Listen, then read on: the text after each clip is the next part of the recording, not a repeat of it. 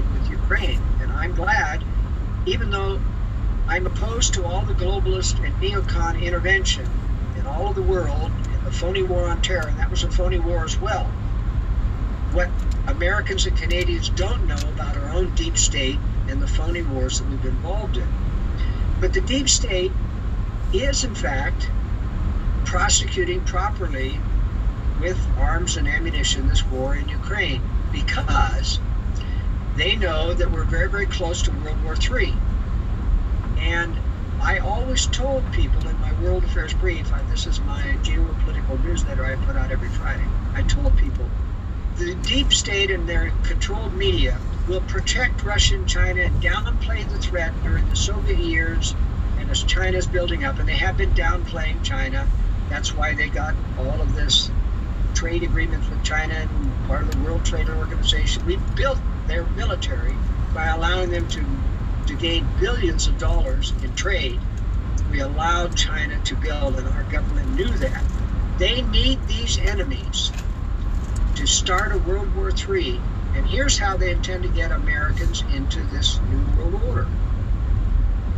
The United States knows through their spies in Russia and China that Russia and China do not intend to do a first strike on American cities. They intend to decapitate the U.S. military with that first strike. And in 1997, our own deep state talked President Bill Clinton into signing a completely revamped U.S. nuclear strategy. The Reagan doctrine was to structure our nuclear forces as to win a nuclear war. They changed all of that in 1997 and restructured the military to absorb a nuclear first strike and then retaliate afterwards. Now you think about that, Nate.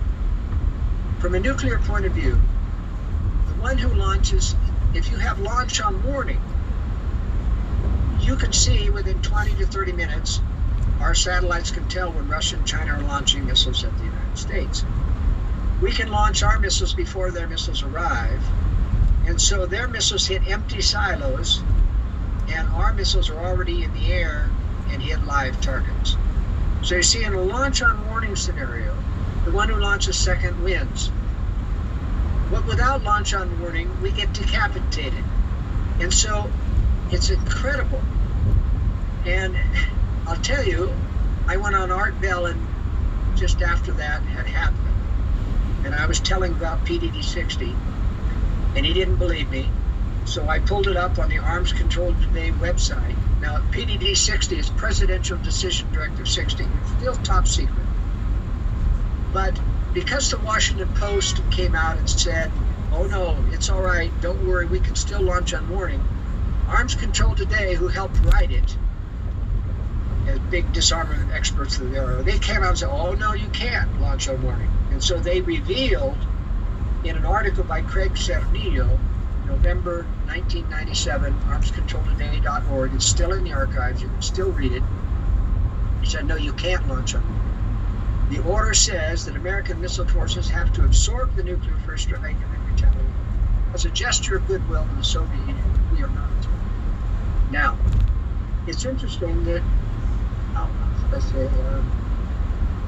one of the prominent disarmament experts, Bruce Blair, came out about 6 months ago and said, you know what we need to do with the Biden administration is to revamp our nuclear doctrine to stop launch on warning. And I said to myself when I first read that, I said, wait a minute, doesn't he remember PDD-60?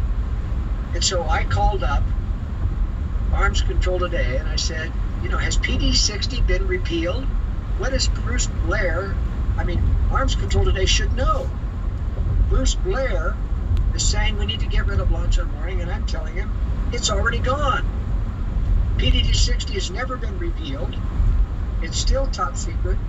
Our military forces practice launch on warning, but they're not going to be allowed to launch on warning.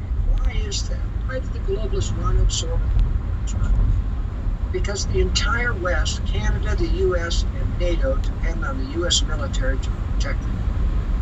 If it's decapitated, our leaders come out of their bunkers and they say, oh, we didn't know this was going to happen. Of course, that's a lie. But now that our military is decapitated, we must join together with other Western countries and have a militarized global government to prosecute the war. It's the perfect excuse.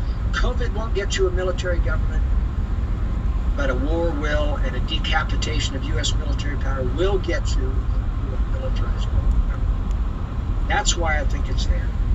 I don't know if I entirely agree with this.